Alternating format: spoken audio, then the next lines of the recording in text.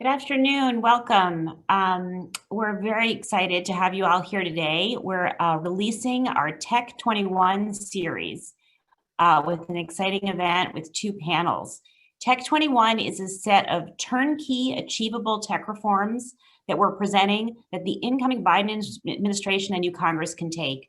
These are a bunch of proposals that don't require a new federal agency or a dramatic reorganization. Simply a mainstreaming of technology and innovation into the working of government. These ideas would boost U.S. innovation to improve lives and strengthen our democratic fabric.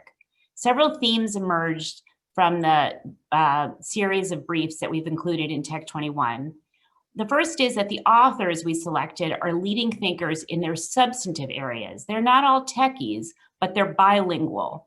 What we mean is that they understand the innovation that's needed to improve government service delivery or opportunity in their substantive area. Secondly, we realized as we were writing this that innovation is fundamentally a bottom-up phenomenon, so that opportunity to participate must be broadly distributed. But some top-down actions are needed to spur physical infrastructure, especially broadband access, education and training, and smart rules of the road that unlock the technological potential of our society and economy. Fourth, it became very apparent that privacy protections and positive corrections to systemic inequities must be built in to each of these proposals to ensure democratic values are protected and strengthened. And lastly, that innovation happens in a global context. Democratic allies will need to work together to ensure that new technologies support and strengthen democratic values. I want to commend Sam DuPont for marshaling this project, getting it across the finish line, and Eli Weiner, who worked with many of the authors on their pieces. We're very lucky to have a distinguished first panel. I want to welcome them to turn on their videos. We have former president of Estonia, Toomas Ilves.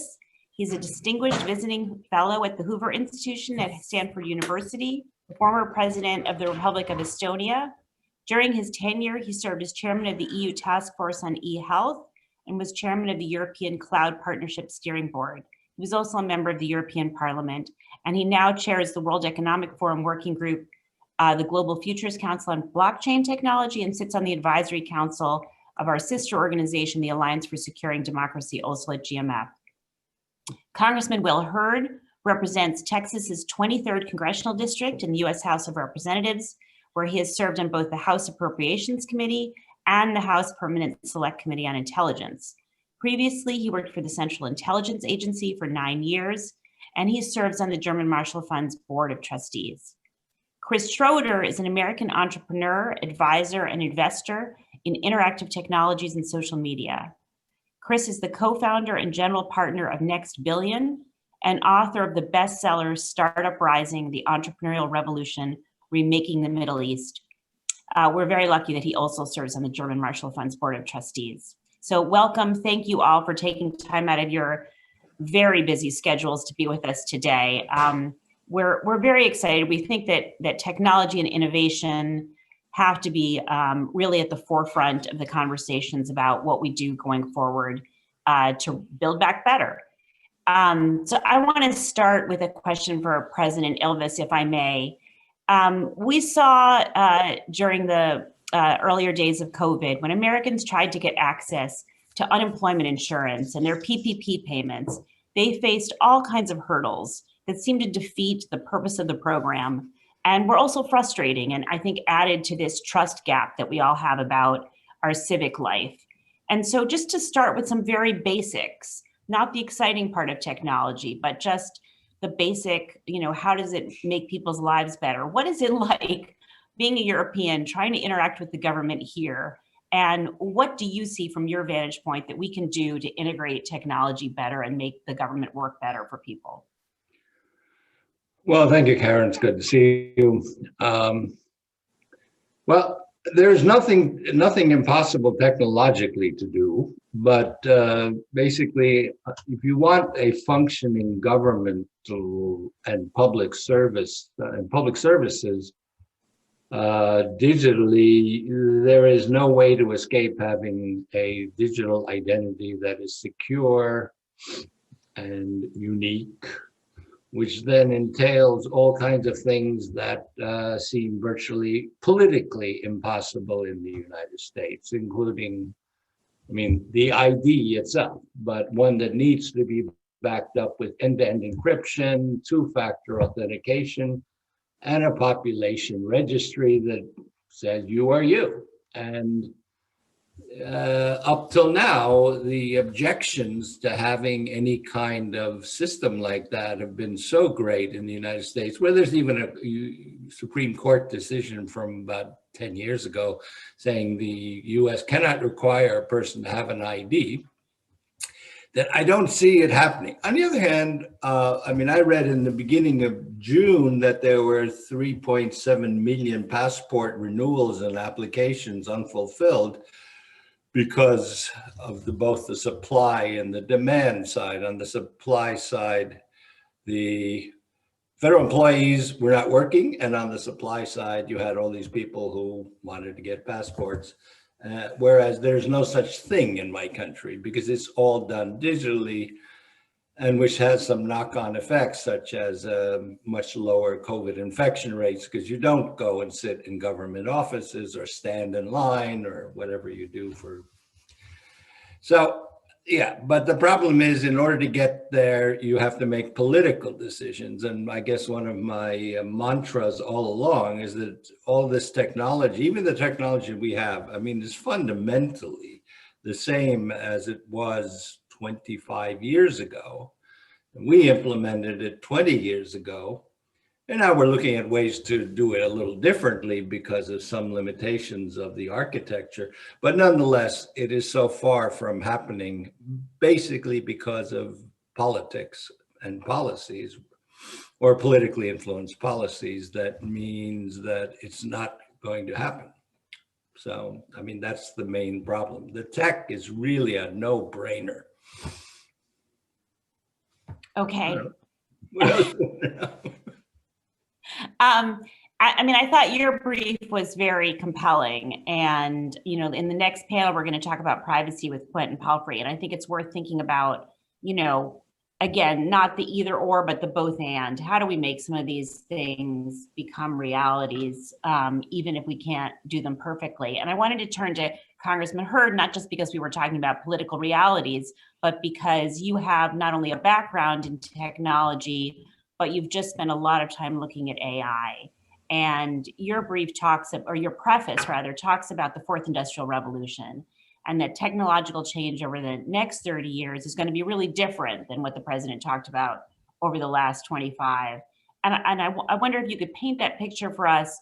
What role will AI play in that? Because I know you've thought about that a lot. And what are the stakes for the US? And we know you have to leave early, so I want to give you a chance to really lay out your vision for us. Well, the stakes are incredibly high.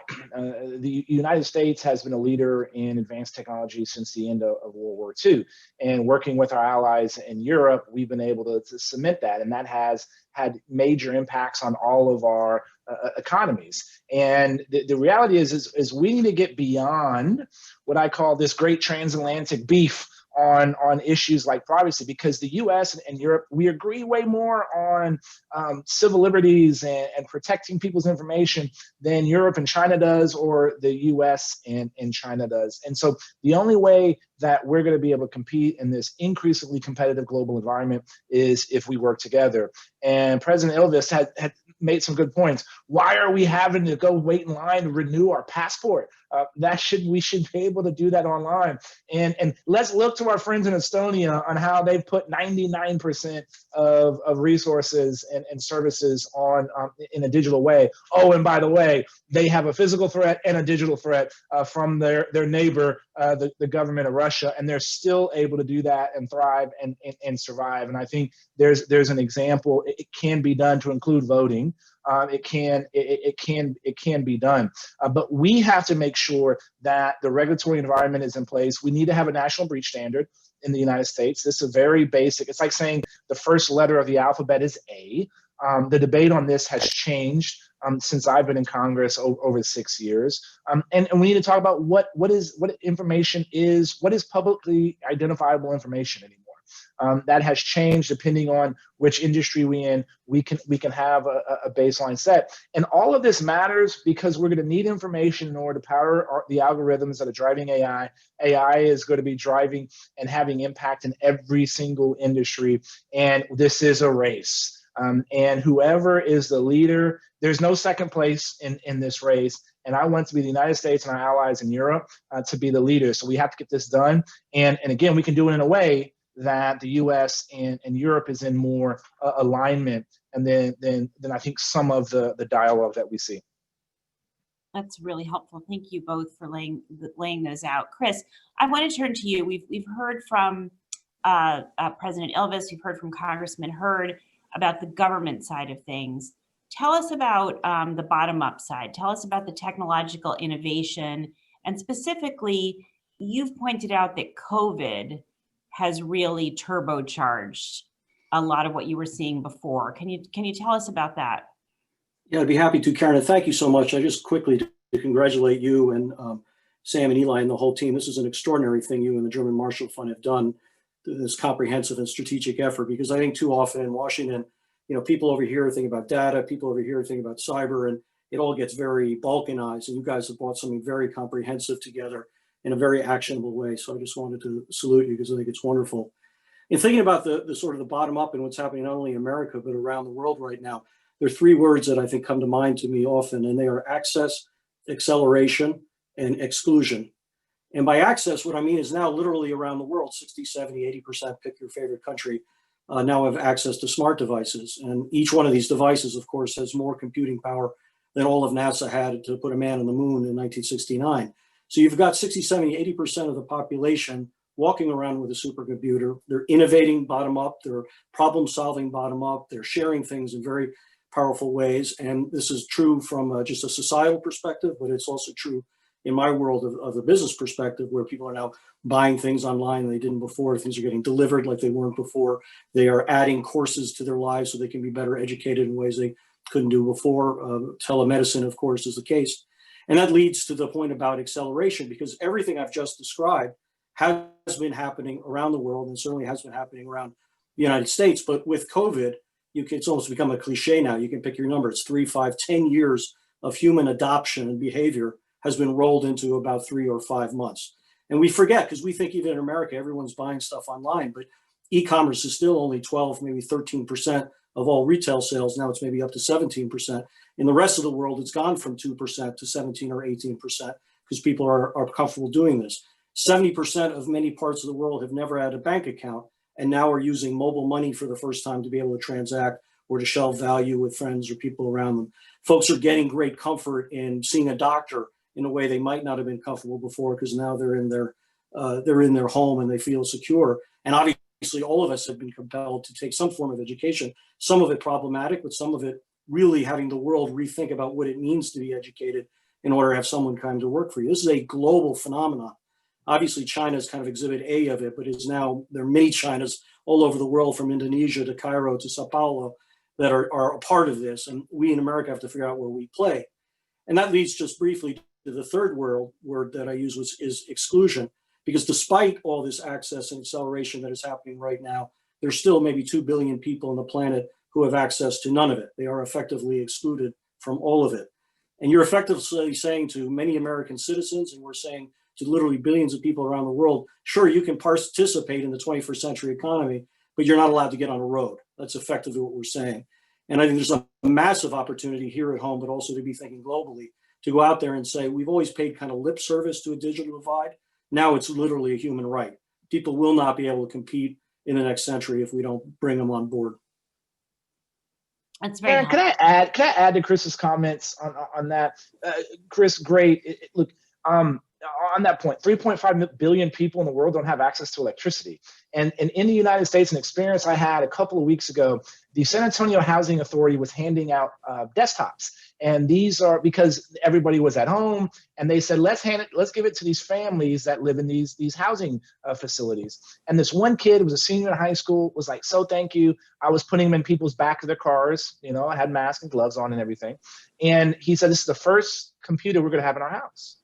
And I said, well, how do you do your do your term paper, or how do you write your paper that you have to submit to English class?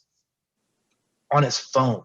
Right? Yeah. Can you imagine typing out a paper on our phone? I don't know how many kids in Estonia are having to do that, but the fact that there's kids in the United States of America, this is some very basic things. So we could talk about 5G enabling AI, which is going to allow us to get to quantum computing, which is going to get to general AI. We can talk about all those things.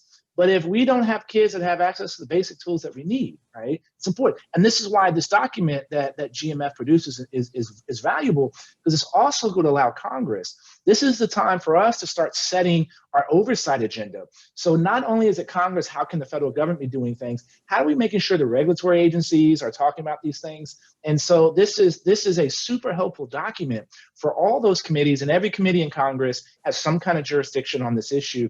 And so what GMF and everybody involved in this has done is really valuable. That's so helpful. Thank you. And I want to thank all three of you for taking time out of your busy schedules, not just to be with us today, but to write something for this, because we really appreciate it. And it's going to get read more because the three of you bothered to take some time to write for it. And I want to just continue on what you were saying, Congressman, to go back to President Ilves. And, you know, I'm really taking to heart your political realism, because I think it's really serious. I think there are a lot of obstacles, and I think what Chris is telling us is that sometimes necessity forces us to get our minds around some of these obstacles and overturn our ways of doing things. But maybe you can paint a picture, paint the picture for what you can do in a country where you have connectivity, where you have a digital ID, where the business only has to interact once with the government. You know, help us to imagine, if we overcame these obstacles, you know, how would day-to-day life be a little bit better? Oh, you're muted. Most basically, there are three services that are government services you cannot do online and have to show up personally, and that's getting married, that's getting divorced. And the third, because of a problem that is huge in the United States, even in Trump Tower, that you cannot sell real estate with a proxy from a shell company, but if a company buys something, a member of the board must show up. We did that for fairly obvious reasons about people buying all kinds of property from our eastern neighbor, but I mean, it's a problem in London and Miami and in New York and lots of other places. The rest you can do all online. On top of that, because of the architecture, what we have is what we call the once only regulation, which is that the government may not ask you any information it already has. So one of the things in the US that always bugged me is that you have to write your name, address, phone number, social security number, I don't know how many times a year. You never do that once you log on. I mean, you have one of these things here and they stick your ID card in it. Now, when it comes to the US, I think that there's one possible solution, which is actually, all you need actually is a chip on a card that you put on your driver's license. That is put on the driver's license. Here I can ask Congressman Hurd. One of the things that I read 4 years ago in the United States, which was confirmed by a congressional staffer, that the IDs that the staffers have has a decal of a chip. So they look hip and trendy, but it's not a real chip. Now the question is, do actual members of Congress have real chips or not? Because basically, the Congress has been hacked by the Russians and the State Department has been hacked. And in fact, basically, the US military and the State Department started doing two-factor authentication using a chip only as late as 2013, if I'm not mistaken. At least the military was 2013. But you could, if you actually, every state gave out an identity card. You don't even need a card. What most of the time I have my phone programmed for two-factor authentication with end-to-end encryption. So I don't even need that, except that it's kind of small and it's like, I mean, it's not that convenient for filling out forms, at least at my age and my aging eyesight. So I do prefer a computer. In terms of access, well, I mean, basically, I mean, 90% of Estonian households have computers at home. Now, we are not a rich country. It's just that the whole idea of, I mean, getting a computer is just something that happened because it was so easy. You can do so many things online that it was something that people invested in. And so, but even then we started from from 1999, putting into all municipal buildings, you know, town halls, a separate room with a bank of computers that people can go use, because we understood, at least at that time, connectivity wasn't that great. So we ensured we had connectivity to the municipal halls or town halls, and we put in a bunch of computers so people could go do stuff there. Very much involved in this whole procedure throughout has been the banks. The banks actually have it's a 50-50 public-private partnership. Is the center that actually verifies and authenticates your ID. Because the biggest consumers of this, and for whom it is most important to have secure transactions, obviously, on a day-to-day basis, are the banks, because they're doing millions of transactions and millions, whereas the average citizen, maybe you do 10 a month. I mean, that's kind of, you know, aside from banking, you may do more yourself, but government interactions, relatively few. And so I would get the banks on board for this, get them the authentication. It's very helpful to paint that picture. I know that Congressman Hurd has to leave. I just did want to ask, you know, the other thing that's going to get us, I think, to break some of the shibboleths is, you know, something you brought up, which is China. Whether it's, you know, other authoritarian nations, or it's just China and our competition with them on technology. And maybe you can just say a word as you sign off about, you know, what you think are the first priorities that we need to do to make sure that our economy and our workforce are competitive as we go forward. Absolutely, Karen. And Mr. President, as I go vote today, I'm going to go ask some staffers to see their badges so I can confirm your data point. But look, so I will say there are still a handful of bipartisan issues in Washington, D.C. and the threat of the Communist Party of China and the party state of China is one of those. And I would say cybersecurity in a broad sense. My colleagues recognize the threat. They don't always know the specifics that need to get done. That's why documents like what GMF has produced is important to kind of highlight, hey, focus on this particular issue. But one of the first things that we can do is make sure the federal government is following basic digital hygiene. The fact that people in the United States of America know what OPM is, right? From a number of years ago, I was one of the people that got the letter saying all that classified information was stolen by the Chinese government. And it wasn't like it was a zero-day attack, a unique attack that nobody knew about. It was something we should have already protected against. So follow the very basics in digital hygiene. That's the first step. I think also, to your point about building a workforce for the future, we have to make sure that we're prepared. We have to prepare our kids for jobs today that don't exist, right? And one way we can do that is some of these federal programs like the Pell Grant, can we have those available to do things like coding academies? Do you need to come be a cybersecurity professional within the Department of Homeland Security and do fine works like my friend Chris Krebs did as part of CISA? Do you need to have a PhD in something? No, you don't. And so that requires the federal government to make sure that we know the skill sets that's necessary in order to defend our digital infrastructure. And then two, we have to recognize that this, if we think the federal government can defend itself by itself, or if the private sector can defend itself by itself, then that's erroneous thinking.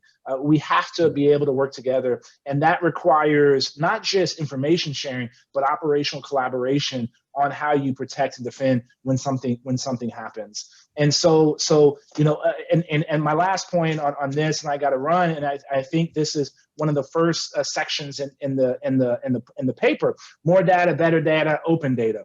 The one thing the federal government can do is make sure as much data is available as possible. And a quick story: when I came to Congress, our first hearing, I was a chairman of a subcommittee, was on the Open Data Act. And I was like, what's the Open Data Act? This is 2015, by the way. And then like the federal government has to provide financial information in machine readable format. And I'm like, the federal government's not providing this kind of information in machine readable format? Like, I couldn't figure out how many pencils the federal government bought, the last month. It takes 2 years to get that number. That's insane. And so making sure we're collecting the information the way we should, and that those data sets are being provided is important. And if there's anybody that's using federal dollars for research, guess what? That information needs to be made available because it was funded by the federal government. You do those things, we're going to be able to train better algorithms. We're going to be able to do it with less information and more quality information. I think that's something that the federal government is able to do. So it's a pleasure. Thanks for letting me be a part of this and to participate. It's always a pleasure to be with this august body. And Karen, it's always great to chat with you. These are always exciting conversations. So thank y'all.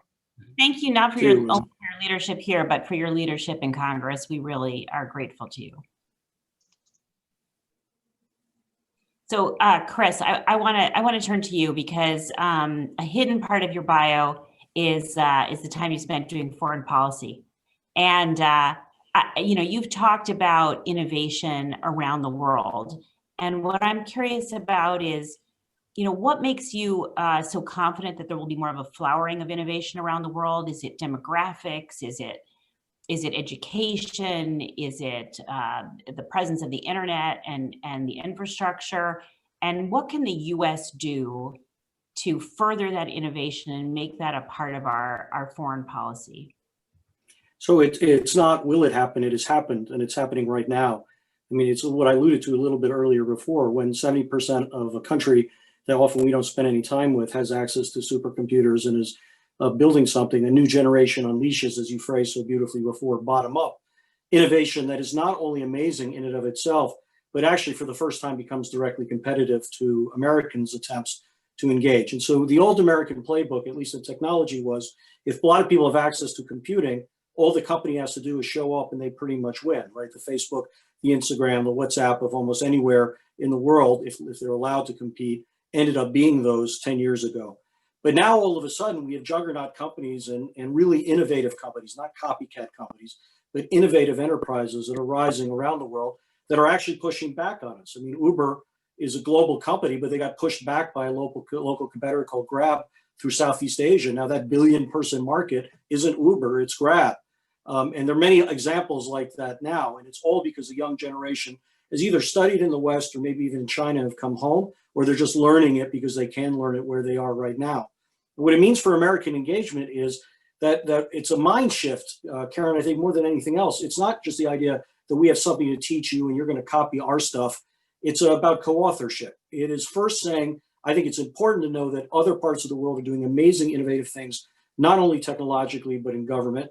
So for example, places like Indonesia and Brazil have actually been very audacious in the regulatory environments. It's not just Singapore and Estonia who are amazing, but other places to try to work with entrepreneurs and try to work with investors and with the community to try to get the best possible regulatory environment, not for banking from 100 years ago, but for fintech for the next 100 years. We can learn from that and we can share things in it.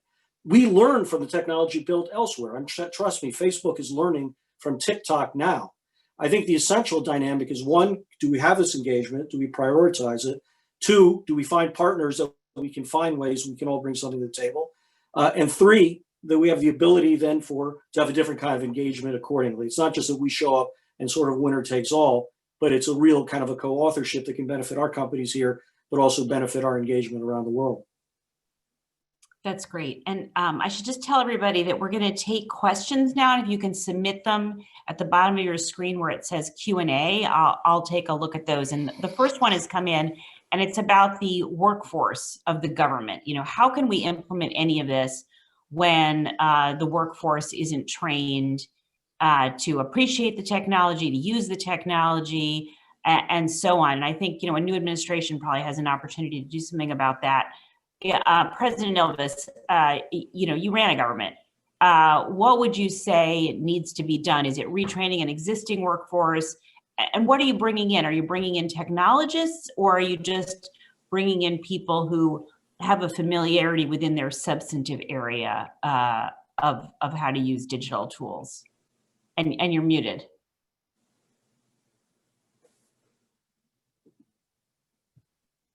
Sorry.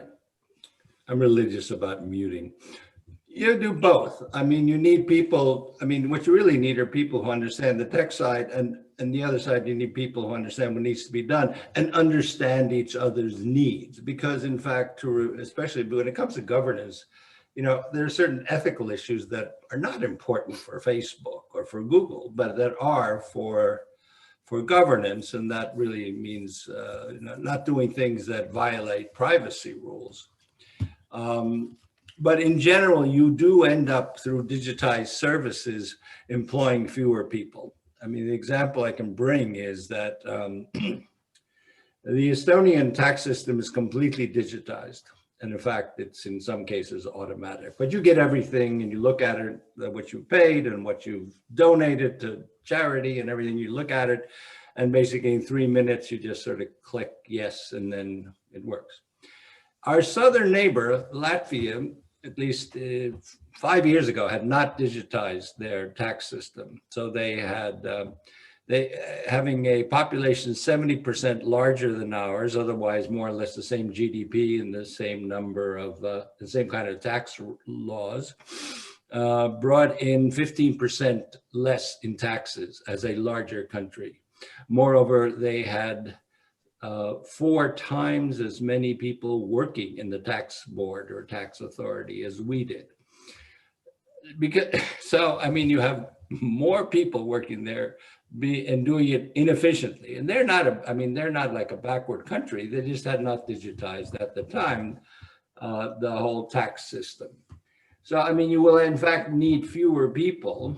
And that's, well, that's one of the things you get when you digitize and automate services that used to be done with, on paper. And the population loves it because it's so easy to do your taxes. And on corporate taxes, we now file, those things are all done in real time online. So, that you don't have to do quarterly reports, or you do. People still do, but it's just that it all runs in real time. And so, you end up saving a lot of, just saving a lot of time ultimately. And that's why we calculate that we save about 2% of GDP a year from digitization of services, government and public services. And then of course, this being GMF, I can tell you my joke, which is that's how in fact we do fulfill our NATO requirement of doing our 2% of defense, because it's actually free. Well, be that as it may, the point is that if you make these things efficient, you do need to take into account the people who will not be working in this field. And you do spend money on retraining and so forth. It's interesting when I hear you talk. On the one hand, it sounds so difficult to imagine that the US could get there.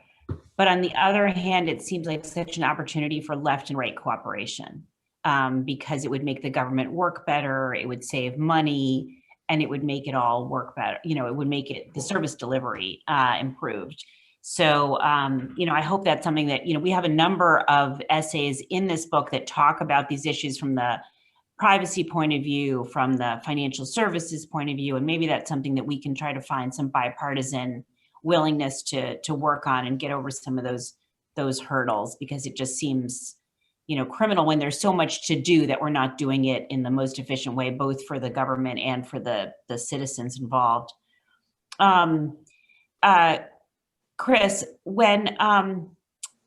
when you think about what's going on in terms of Asian countries, especially, and all the, you cited Indonesia and Singapore and others, it's more obvious to those who follow these things from a distance, that they're on the cutting edge of some of these innovations. Tell us about some other regions of the world where Americans may be less conscious that there are innovators we want to help, and that it's making a big difference, and that from a soft power, a foreign policy point of view, a competing with China's Belt and Road point of view, we want to do something to encourage this.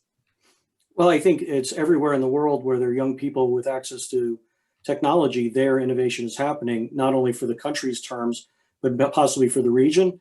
Or what's so impressive, frankly, some of the young people I meet, they're global day one. They're literally thinking day one, not just about what they're building in Egypt, but how they can take that across the region and hopefully globally. But the thing that's so interesting, that there's kind of a new globalism out there. We historically thought of going global, go from America to Europe, or certainly Canada, maybe Mexico, whatever. The rest of the world is thinking about the rest of the world. And we're talking about billions of people, all of whom have access to technology, who love to consume the same things that we do. They all have our apps. They're all watching the same things on Netflix and Amazon we are. But at the same time, they're not simply wanting to be dictated to or told, do it the American way or there's no way to do it. I'll never forget, there was a great entrepreneur in healthcare who once was describing interacting with Chinese investors and said to me, Chris, they never want me to become a Chinese company. When I talk to Silicon Valley investors, they're like, maybe you ought to move to Silicon Valley, or maybe you ought to open up an office in Silicon Valley, and here are the 4 ways we do it here. And she's like, I don't want to be a Silicon Valley company. I want to be a Southeast Asian company. And that is what China understands. And I think we need to understand that and appreciate it. And that's when that co-authorship comes in, where there's plenty that we bring to the table, which is mind-blowing in terms of our technology savvy and how to get things done, our rule of law. But it also means an openness to understand that there are people who are toe-to-toe with us on elements of it that we can do together. So this isn't about soft power, where America comes in and acts nice in order to engage people. It is really a thoughtful sense of partnership and co-authorship, which is new to us. It's a different kind of a DNA that is a golden opportunity, because the benefit of it is we all benefit of it. We don't just get kudos for it, like soft power is often thought of. We actually are helping each other create more innovation, create better outcomes, better economic impact.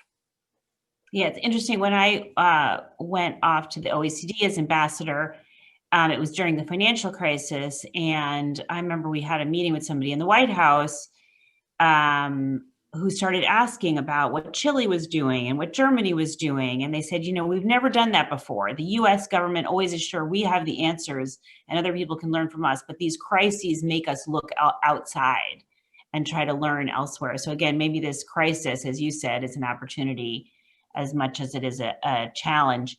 I just want to close, our panel's coming to an end, but I just want to pick up on what you were saying and also ask about how we can approach this from a transatlantic point of view, because we are GMF.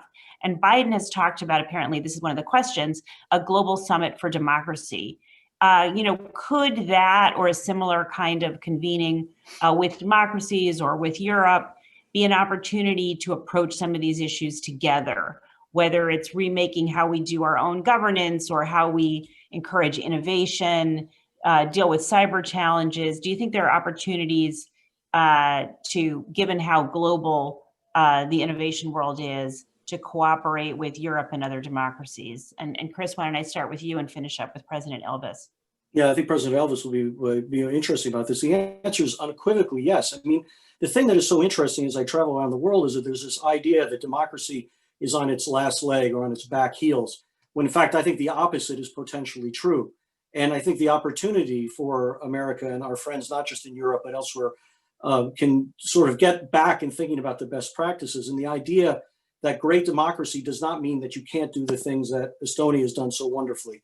Because that is the dichotomy. I mean, when I go around the world, people say, well, maybe we need more of the China model. And there are lots of countries looking at that as a model because they deliver, they execute, they took 3/4 of their population out of poverty in less than 20 years. The technology infrastructure seems to be so much better than us. And so there's this thesis brewing out there that democracy isn't simpatico with progress any longer. And I think that's just profoundly flawed.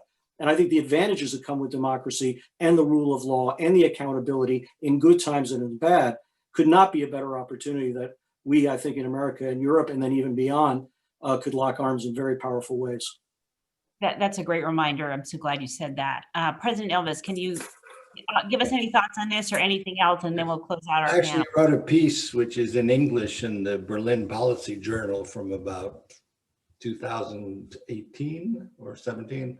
I can send it to you. But basically, the problem that we face is that we have a grid of the two-dimensional problem. One is that we have, this is just strictly security in digital, but we have this whole range of threats from specific hacking to disinformation and everything in between. And our problem is that academically and governmentally, we have siloed these things and do not really approach them as a single kind of problem, even though the adversaries view this all as a continuum and you pick one or another to do what you want to do.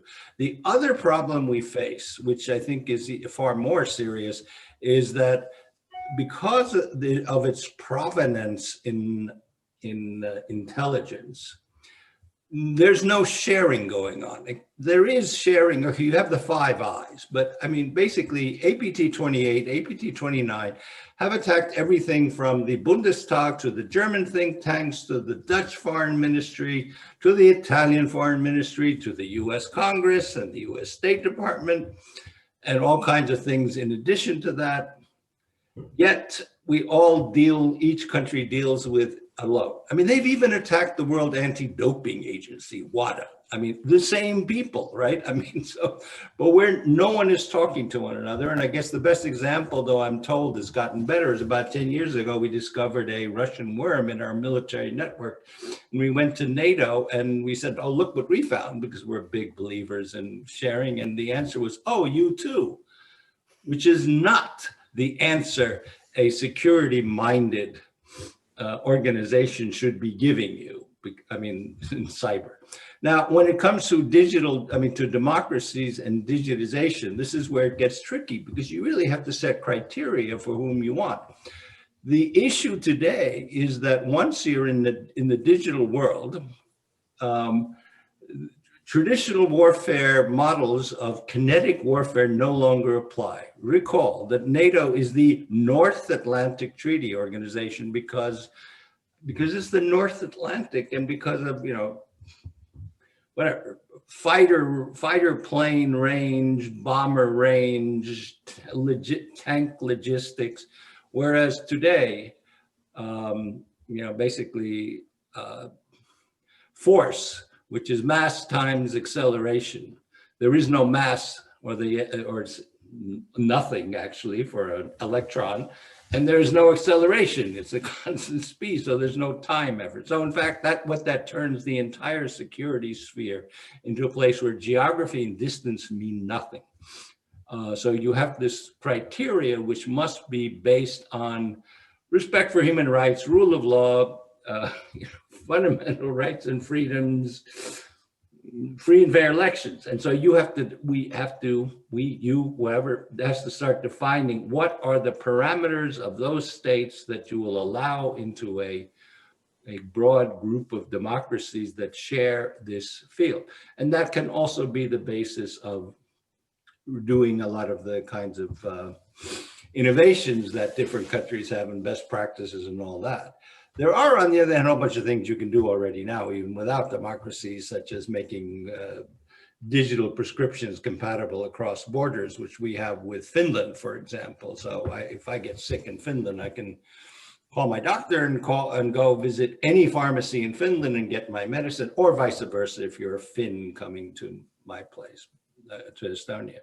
On the other hand, today, most countries don't even have cross-border interoperable COVID tracing apps. I mean, that would be the first place I would start. Let's make our COVID apps, which are all basically strictly produced with the parameters defined by Google and Apple, well, let's make them I mean, especially in Europe where there's so many borders. I mean, these are things where we can start already now without even looking at democracy. But anyway, okay, I've been talking too much. Not at all. Not at all. This is exactly what we wanted to hear. And you've given us work that we need to do going forward to build some consensus, to get some language around this. As you said, there's a continuum from the tracing to the defense, and I think we have to work on it, and we should be able to build some bipartisan consensus. So thank you so much for kicking us off. We're really grateful for your contributions today and in the report. I'm going to turn it over to Sam duPont, who's really been the general on the field with this report, and he's going to welcome his panel. Thank you very much. I'll keep listening.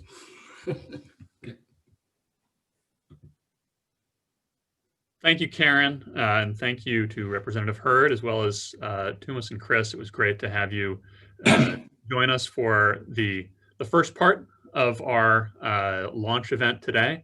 For those of you who missed Karen's remarks at the beginning of today's event, GMF Digital is today releasing Tech 2021, which is a collection of policy briefs that offer concrete, actionable ideas for how the incoming administration can implement smart, forward-looking technology policy and reinvent our government for the digital age.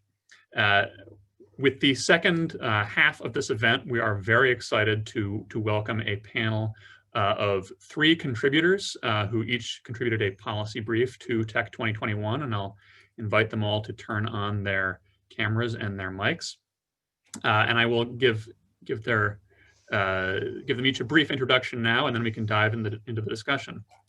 So John Wilbanks is the Chief Commons Officer at Sage Bionetworks, which is a nonprofit biomedical research and technology development organization that is focused on developing and applying open practices to data-intensive research for the advancement of human health. We also have Ellen Goodman, who is a professor at Rutgers Law School. She is the co-director and co-founder of the Rutgers Institute for Information Policy and Law, and she is a senior fellow with GMF Digital. And we have Quentin Palfrey, who is the president of the International Digital Accountability Council, a nonprofit watchdog that investigates misconduct in the digital ecosystem and works with developers and platforms to remediate privacy risks and restore consumer trust. And he is also a senior fellow with GMF Digital.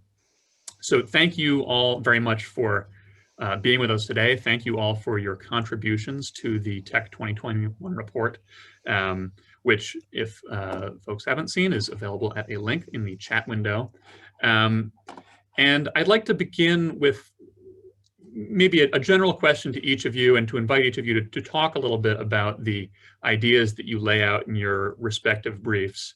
And I will start with Ellen. So Ellen, the first sentence of your brief is very arresting. Your brief begins, "The United States is in the midst of an information crisis."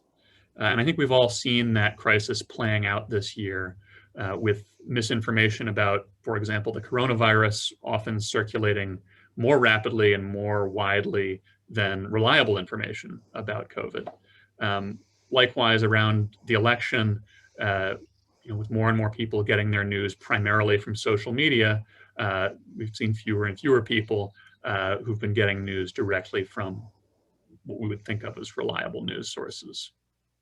You note in your brief that many people have called for investment in public interest journalism, and you talk about how that is a very good and important idea, but you go further, and you argue that it's not enough just to have good information. You say we need a full stack approach to creating information architecture that is fit for the 21st century. So I'm hoping you can describe for us what is that stack, and what are the additional measures that an incoming Biden administration should prioritize to respond to the information crisis that you described at the outset of your brief. Thanks, Sam. And I just want to thank GMF and Karen Kornbluh as well. It's just been a real pleasure to work with you on these ideas. And so let me just add to your sort of scene setting, a couple of things that we can take from the last panel to add to what we've learned in the last year, or has been, highlighted for us because we knew it already. But the digital divide, right? So has cleaved families and communities in a way that has become even more significant than it was before. And I think we've also learned that trusted sources of information, whether they're local governments or civil society institutions, that they're really beholden to the platforms to get their messages out, and these platforms mediate all of our relations. So civic information infrastructure that we're proposing, I want to say about it that while we're proposing it as a new idea for the 21st century, 2021 tech, it's actually a renovation, a renaissance, and an idea that we can take from the New Deal and the Great Society innovations of the past. We can look at public media and how it's been structured as a full stack service. So you asked, what do I mean by full stack? Well, typically when you're looking at a stack of information, you start with the physical infrastructure. And so as valuable as it is to have trusted journalism, and you're right, I agree, we absolutely need to invest in that, especially at the local level. We need investments in physical infrastructure to close the digital divide, and this can be part of a 5G strategy. It can be part of a broadband strategy, and essentially to pick up where we left off but never finished 10 years ago with the broadband plan. Next in the stack, and I'll just be very brief about this. If we have time, we can come back to it in more detail, is digital distribution. So, we've seen what happens when we leave it to the dominant platforms to control digital authentication, right? You sign in on everything is through Google or Facebook. So President Ilves talked about the importance of sort of an independent form of digital authentication. The platforms decide what information is salient, what's relevant, right, to us. And so we need alternative methods of surfacing the good content that we are, we also need to invest in producing. And so we can think of this as kind of a public, or at least a civic option, a public sphere that serves as alternatives to private tech oligopolies. And then finally in this stack, we need tools and protocols so that, if there are competing networks that are more civically minded, how do they actually interconnect to the dominant platforms that most people are on? We need tools and protocols that do that. There's a lot of innovation right now, people working through kind of trusted signals, new forms of ratings, new plugins that could help us with our information dysfunction. But they don't interconnect very well with our dominant platforms. And so, we think that the federal government could be a convener, it could be a funder. And so without any new big legislation, it could do a lot to help these tools and protocols become commonplace. Thanks very much. I love your characterization of your ideas as a renovation of long-standing principles and long-standing policies. And I think that's a great way to characterize it. John, I'll turn to you. So your brief calls for investment in public cloud computing. You talk about vouchers for scientific researchers to purchase cloud services, as well as direct government investment into what I might characterize as a public option for cloud computing. I'm wondering if we can maybe even take a step back from that, and I'd love to hear you talk about how open science works, what open science is, how open data contributes to scientific and biomedical research, and how cloud computing has created new opportunities for this kind of research to go forward, as well as created certain challenges that you speak about in your brief. Sure. Thank you, Sam, and thanks to the German Marshall Fund for inviting us to write. It's a real pleasure to be a part of this today, and I'm glad I got to go after Ellen. Because I think in many ways I'm making some of the same through line arguments, which is that putting things on the internet isn't enough. Putting journalism on the internet isn't enough, right? You can't simply put standards on the internet anymore and have them work the way that they used. And it's the same with open data and open science. Open science is a term that either has really precise definitions or really vague definitions, depending on whose definition you've chosen. And to many people, it's about the open publication of journal articles and data onto the internet.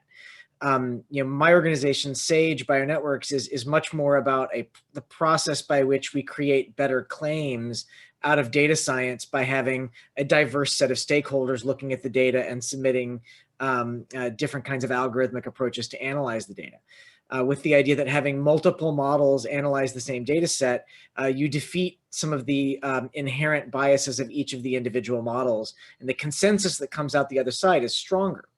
And so the algorithm should be open, the training and the validation data that you need should be available.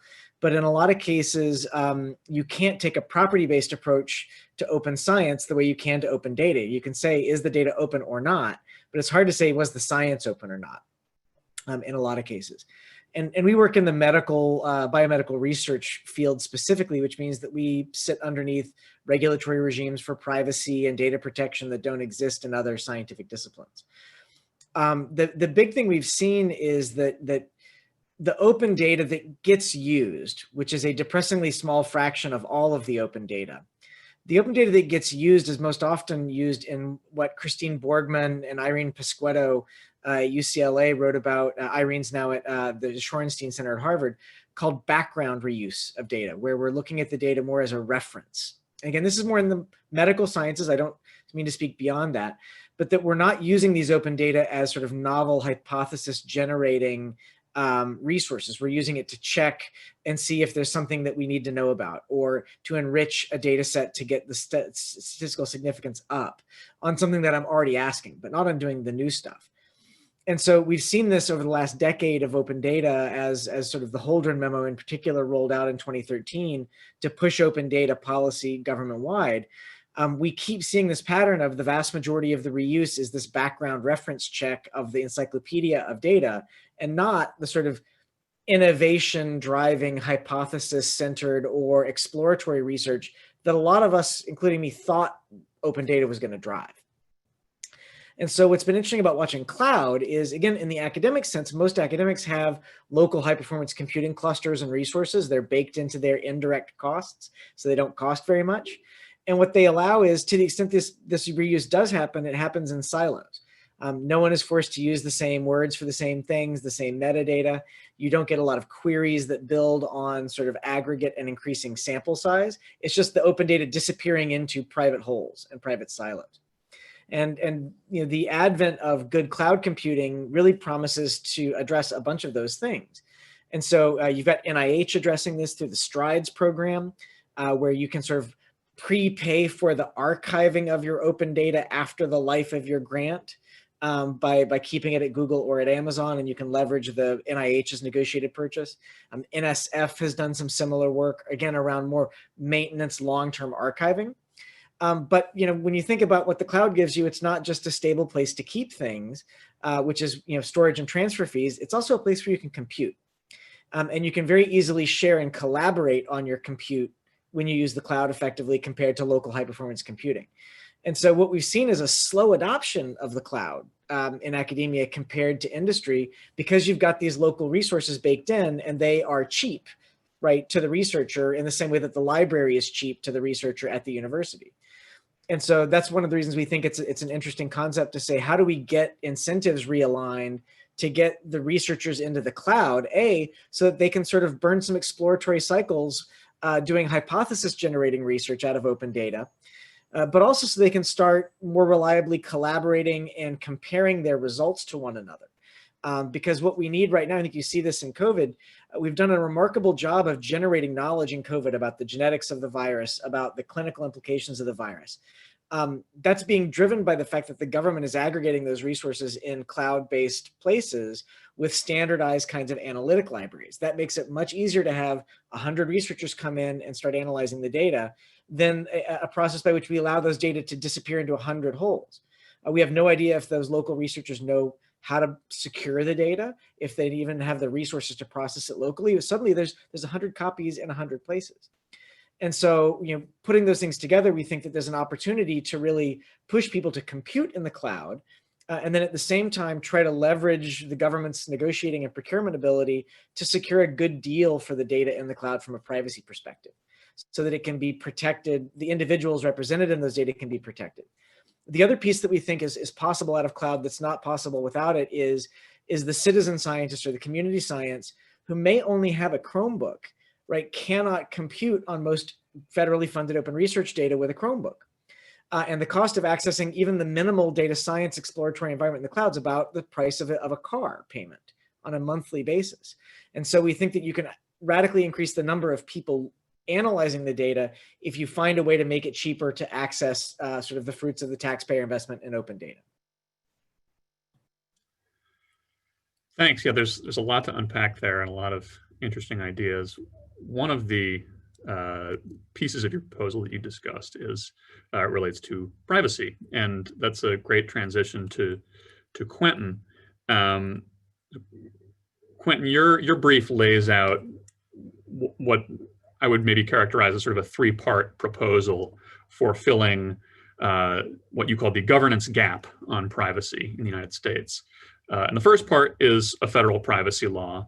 And I think that is probably the piece of this that most people are familiar with. And we should definitely circle back to that in a little bit. But I'd like to maybe begin by inviting you to talk a little bit about the other two pieces.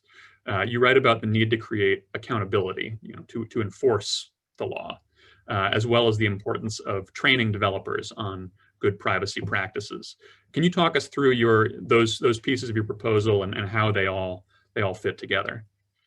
Absolutely. Thanks so much for having me, and thanks for this great discussion. Thanks to you and Karen for your leadership on this set of initiatives. So, I mean, I start with the notion that one of the things that has made the internet so wonderful has been its openness, and we've sort of had this notion that governing the internet is going to be different, and that approach has enabled all of the sort of transformational possibilities that we've seen over the last few decades. But I think that one of the things that's crept in has been a sense that there's a lack of trust. And I think you see this in the public policy or in the polling research, that a lot of folks don't feel that their information is going to be protected and treated respectfully. And from the business side, there's a really difficult set of challenges in terms of knowing what the proper rules are. And this exists both in the United States, where we see a proliferation of state standards and the lack of a baseline federal privacy regime, but also internationally, where you're operating determines what the rules are, but most of these businesses and most of these transformational possibilities are really international in nature.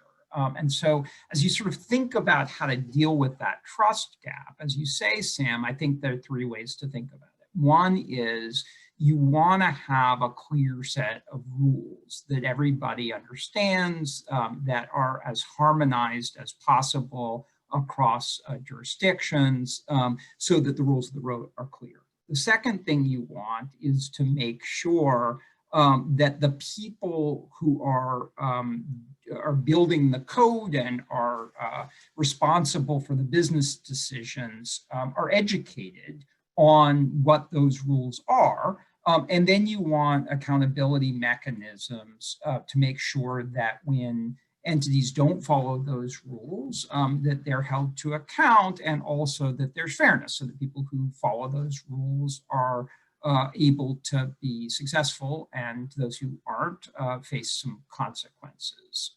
So how do you get there? And I think that you have to sort of deal with each of these things. One is you've got to pass federal baseline privacy legislation, and you kind of have to harmonize those rules across jurisdictions. So in a very sort of German Marshall Fund kind of a way, we need better dialogue between the United States and Europe and other parts of the world, so that there's harmonization as to the standards, even within the United States. One of the biggest challenges now is that you've got a set of state rules. The states are really taking a leadership role, but you have to rationalize those rules across the jurisdictions. And then we have to make sure both the people know what those rules are. So we need better developer education, so that people are informed about best practices. A lot of the risks and harms that are most salient in this space aren't the kinds of things that the FTC can enforce against. It's like a really crystallized consumer protection problem, but rather, people failing to do things like data minimization, privacy by design, people doing sort of dumb things in the proverbial garage.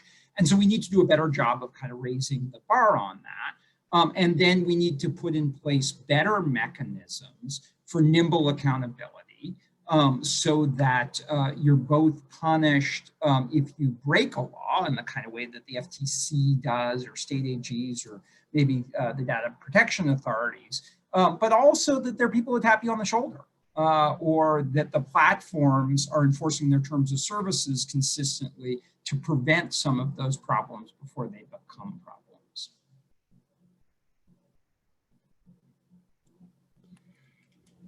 Thanks very much. So we've got a lot on our plates here and a lot to dig in on. I'll invite the audience to submit questions if you are interested in doing so using the Q&A function at the bottom of your screen. I will do my best to work those questions into our discussion.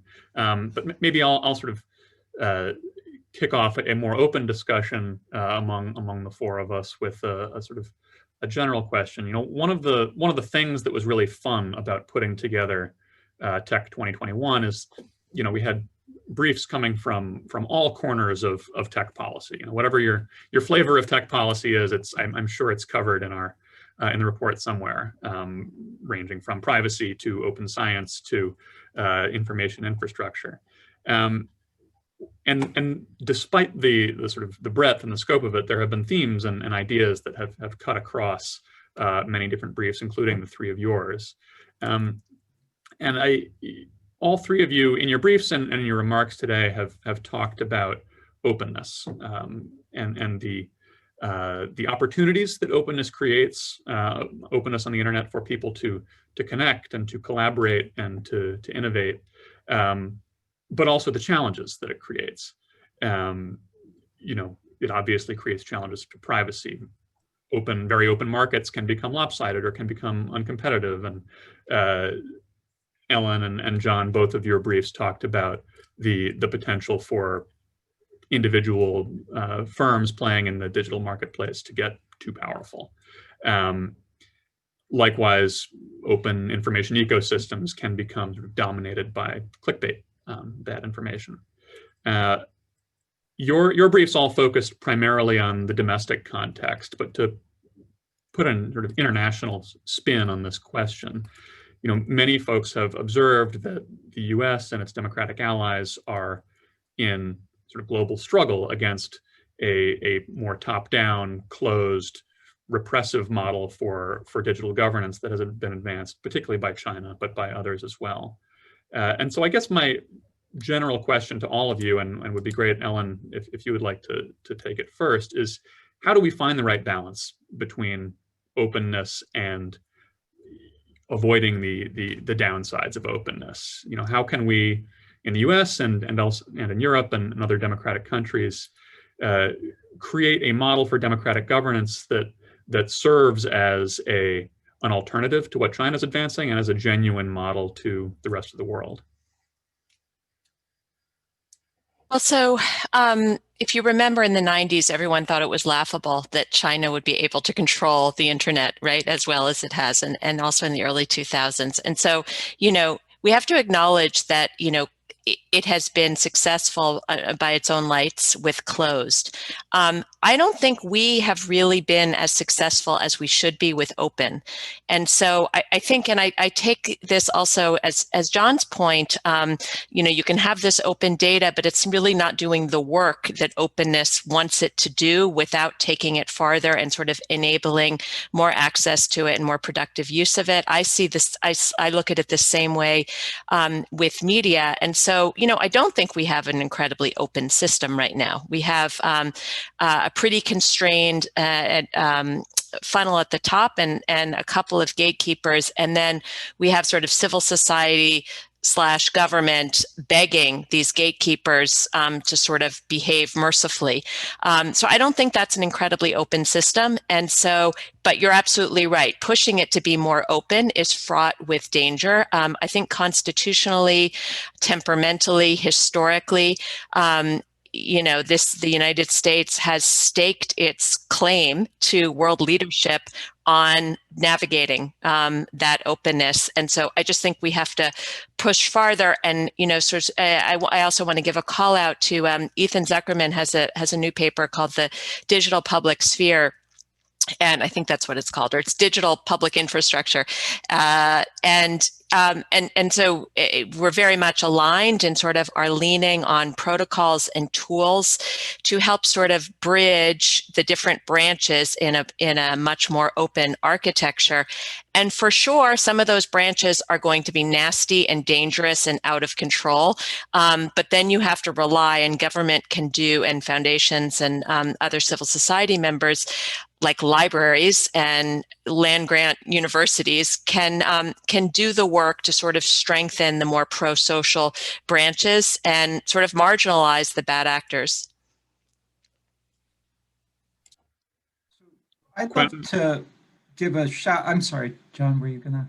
No, you go first. It's all good. I'd love to give a shout out to something that Karen Kornbluh led when she was U.S. ambassador to the OECD, which was a set of principles for internet governance, which I think recognized some of the unique ways in which governing and regulating the internet is different, and some of the challenges of internet policy making if you want to preserve this notion of openness. And some of those principles were kind of at the heart of the proposal that we made out of the Obama administration when we proposed the Consumer Privacy Bill of Rights based on the Fair Information Privacy principles. And I think one of the challenges is speed and a mismatch between the traditional kind of government tools that we're used to using in other contexts, and how quickly the internet evolves, and how important having other, having very sophisticated, very specific knowledge at the table is. So, to take a sort of stark way of looking at this, a lot of command and control regulation under the Administrative Procedure Acts, the average time from proposal to finalization is about 7 years. If you think about what the internet looked like in 2013, if we were solving sort of a pre-Instagram, pre-Twitter or early Twitter, kind of a world, pre-Cambridge Analytica now, it just doesn't work very well. And so I think one of the things that does work in the internet, if you can get it right, is multi-stakeholder models that have nimble codes of conduct. And you need to make that not self-regulatory, right? The problem there is you don't just want a bunch of people to come together and say, hey, this is how I would like to be governed. But at the same time, you actually need to move more quickly than government can typically work. So I think the challenge is, how do you make multi-stakeholder codes of conduct and multi-stakeholder sort of policy making work in a way that has meaningful accountability? And I think that there are some models for doing that. But I think where we fail is if we assume that we can govern an open internet using traditional analog tools.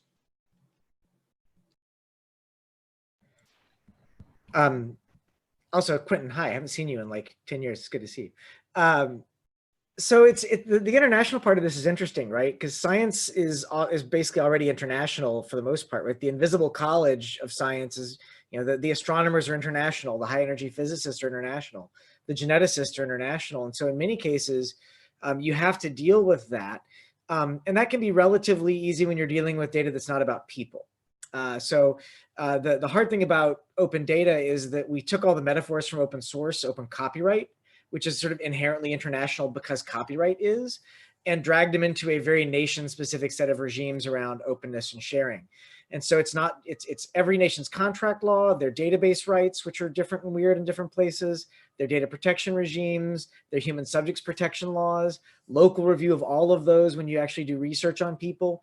And that makes doing international open science hard. It's one of the reasons why we focus so much at SAGE on the US is, well, at least we know how to do it here. But in terms of where I think this can go, I mean, the GDPR has given us a reasonably good idea of what a data protection regime might look like. But one of the arguments that I like to make is that when we think about open as a legislative or a regulatory thing, that's not the only toolkit we have available. And that's where, and this is, I think, in some of the things Ellen and Quentin are talking about, which is the ecosystem of open is as important as the tools you use to open up a specific thing. And the infrastructure is part of that ecosystem. The users are part of that ecosystem, right? Credentialing and gatekeeping are sometimes going to be part of validating systems, right? You might want broad participation in open science, but you want gatekeeping when it's peer review, because it means that you're going to be able to trust the result in some way that comes out of it, or at least in theory. And so what open science gives you internationally is just, it's faster. It's just like regular science. It's just faster. And so you get all of the bad and the good of science in COVID this year. You've seen papers being retracted, papers being faked. You've also seen more or less a messy overall progress of knowledge. And most people don't pay attention to it. They don't realize that papers are withdrawn, overturned when new data comes in, that some people are fraudulent. And this whole big messy thing is now in front of us and everyone's actually paying attention to it. But the big thing that we take away internationally is that it's just science faster and hopefully better in the sense that you're going to get more reliable claims out of the data. And that we've not seen a lot of opposition internationally. The big thing we see is there's not an even or evenly distributed ability to compute. There's not an evenly distributed ability to benefit from the data. And you have this really wide variation of contract regimes that you use to implement them. And that's made it hard to sort of scale into an open research internet.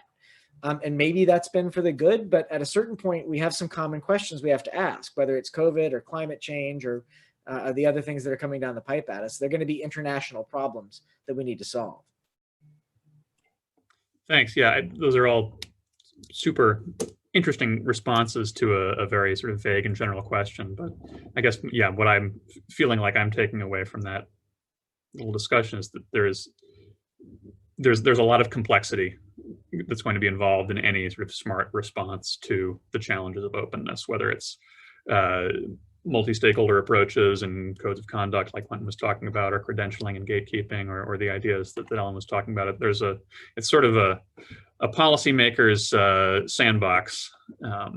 There's a lot of work to be done by government to sort of harness the opportunities of openness without absorbing the costs. Can I just to add to this, I mean, I'm seeing these connections. So when Quentin talks about, speed and we don't have solutions fast enough, and just an example of that are deep fakes, right? So the sort of adversarial contest about identifying and labeling deep fakes, just those who would do that can't keep up with the innovation around deep fakes. I wonder if, really open science could help us with that, could sort of, accelerate technologies and credentialing that would address that. So you start to have an ecosystem where you've got an open ecosystem where there's sort of a virtuous acceleration of the good wrapping around the antisocial. Yeah, no, it's I think that's an interesting idea, and yeah, the overlaps between these different areas are fascinating to me. So if I'll maybe pivot to another question. We've with Tech 2021, we've published 15 briefs. It's a big agenda for the Biden administration, and as I mentioned before, there are some sort of policy ideas that have cut across multiple briefs. Universal broadband, for example, comes up in your brief, Ellen, as well as a few others. Several of them talk about the importance of privacy, including John and Quentin, both of yours. There are also all of the briefs contain smaller ideas that are maybe more actionable, more sort of first 100 days ready. I guess my question to all of you is, if you were advising President-elect Biden or the incoming the new Congress, how do you tell them to prioritize? How do you tell them to think about the tech policy challenges that are confronting the country sort of across this huge range of disciplines, and sort of set an agenda for the next 2 years, 4 years, 6, 8 years? And I'll throw that open to anybody who wants to jump on it first. Quentin? I mean, I think that you want to have a combination of really big transformational ideas and also some clean wins. So a lot of the things that we're talking about here are like, how is the 21st century economy going to be governed? It's just like big stuff.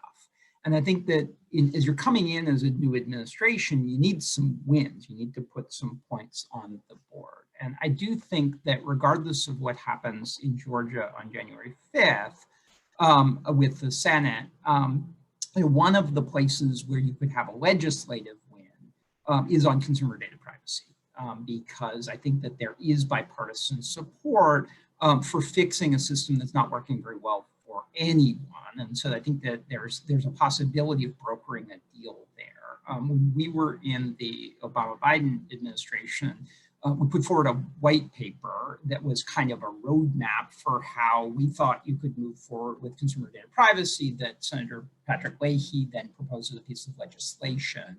And I think we could probably pick that back up. I saw that Kim Carey was on the chat a moment ago. The Brookings Institution's done some really great work on sort of how we would practically overcome some of the things that have been logjaming that. But I think that that's a place that you could start. In a kind of German Marshall Fund kind of a way, I think that there's a lot that we could do on tech policy by just engaging with our allies a lot more productively than we have. In the space of my brief, the place to do that, I think, is reconciling some of the US standards with GDPR and trying to move productively towards some greater harmonization. I think that that's a real challenge for a lot of US businesses, that you have to navigate one set of rules there and one set of rules here. And just sort of moving some of that forward, I think, is actually something where we could make a fair amount of progress pretty quickly. So I would start with those two. Thanks, Quentin. Ellen, John, any thoughts on what you would say to President-elect Biden? And I think and this is also responsive to one of the Q&As about looking to local jurisdictions and states. I assume there's going to be a stimulus, and I think that stimulus can be used to support and to provide incentives. This is on the physical infrastructure side. To first of all, to unshackle localities that want to do broadband and that right now are not allowed to do broadband by their state government. So I think there's a lot of sort of tools that the federal government can use in connection with those stimulus funds and with other programs to kind of unleash the investments in physical infrastructure that states and localities want to make and could make if they were better resourced. That would be one idea. I would probably, so the federal government has spent a lot of time this year assembling a big integrated COVID data resource out of the electronic health records of the 65 most sort of largest clinical translational medical centers in the United States. It's all in the cloud, it's there, right?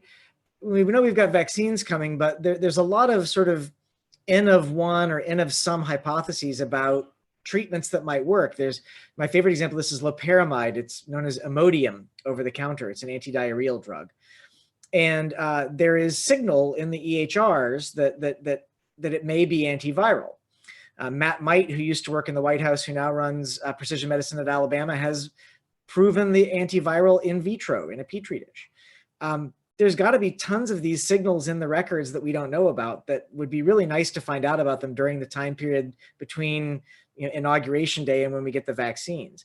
And so I think one of the things we could do is call for the data scientists to come to the data resource and look for these signals and pass them on and hand them off to the lab scientists who can validate them, like Matt did with this Imodium signal. Because there's a lot of ways that we can get out of this, but one of the ways that we can get out of it is by having things that are generic, over the counter, that get repurposed. And it's one of the longstanding goals of open science and medicine is to find those kinds of signals. We've got the data resource now. We don't have the users lined up outside of the usual suspects. And so I think part of what a Biden administration can do is use the bully pulpit to call the data scientists for the good of the country. Thanks. I definitely did not expect an Imodium reference in our. Hey, it's my favorite. I mean, it would be very on brand for 2020 that an anti-diarrheal over-the-counter drug would be part of the solution. I'm right there with you.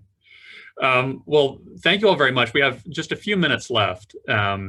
So I thought maybe if each of you has a kind of a final thought or idea that you'd like to leave the group with, that would be a good way to close. And maybe we can sort of frame it as a sort of again a comment or an idea looking forward to the new government and the new administration coming in next year, and maybe Congress as well. To the extent that you have wisdom or a last nugget you'd like to leave with, I'll let you go ahead with that. So Ellen, if you want to begin. Thank you. Yeah, so Karen Kornbluh and I are working on something called the Digital New Deal. And I think, with that reference, and also if we think about the sort of birth of public media in this country in the 60s, and this is what I mean by renovation, the idea there was that in order to support open systems and to support a democracy, you have to not only have good content, but what people don't recognize as much is there were a lot of investments in things like satellite interconnection, in the underlying networks, in the broadcast spectrum, in non-commercial broadcast reservations of spectrum and resources. And so it's the plumbing, it's the standards and the protocols underneath what's visible as content that the government invested in, and it didn't take a ton of money. And we've never invested a ton of money in these things, but they've made a huge difference. And so that's really, it's an ambitious goal, but the tools actually are at hand. Thanks, Ellen. Quentin, any last thoughts? Yeah, I mean, I guess what I would say is that, over the last few decades, we've seen digital technologies transform many of the sectors of our life. They've transformed the healthcare system, the education technology, the economy, our romantic lives, a whole series of things. And, as we sort of move forward into the Biden administration, I think that one of the big questions is, can we build trust in the underpinnings of that transformation in a way that unleashes the next wave of that change? And that system, trust, is actually broken. And that's actually good news in a weird way, because it is susceptible to some policy interventions that could make it a lot better. And I think what we need to do, and what was very much in the spirit of this project, is really take concrete actions at the legislative level, at the executive branch level, and in terms of international relations, to try to move forward an agenda that enhances that trust and then unleashes some of these transformational possibilities. So I think that that's the project, and I think that there's a lot of room for win-wins there. Thanks, Quentin. John, we'll give you the last word here. Thank you. And thanks again for the chance to be here. The big thing that I would want to come at is that there's more ways for the administration to regulate than just traditional ways of regulating. And I think that's baked into some of these ideas of a digital New Deal, which I love the framing of. But the big one for me is that open source software was a form of regulating closed source software that was more market oriented, right? We have do not track in our browsers because of Netscape, right? And because of what came out of Mozilla. And so But as we do everything in the cloud through our tethered devices, we have to rethink open source as a form of regulation. And that's where the administration can provision and create competition that will create a more flexible form of regulation, because it sits in the market and can do things that replicate what big tech companies do, but with a different deal and a different social contract. And that's a form of forcing function to help convince those companies to adopt some of those same principles and some of those same features. And so I would just encourage the administration to be bold and think about creating competitive ecosystems, not just putting stuff on the internet. Well, thanks. I think that's a great way to close. I have just in the chat put a link to the Tech 2021 report. I hope everyone will check it out, download it, read all the briefs. Thank you all very much to our panelists, Quentin, John, Ellen. It was great talking with each of you. Thank you for your contributions to the report. Invite everybody to stay in touch with us on Twitter at GMF Digital, and hope everyone has a great day. Thanks all.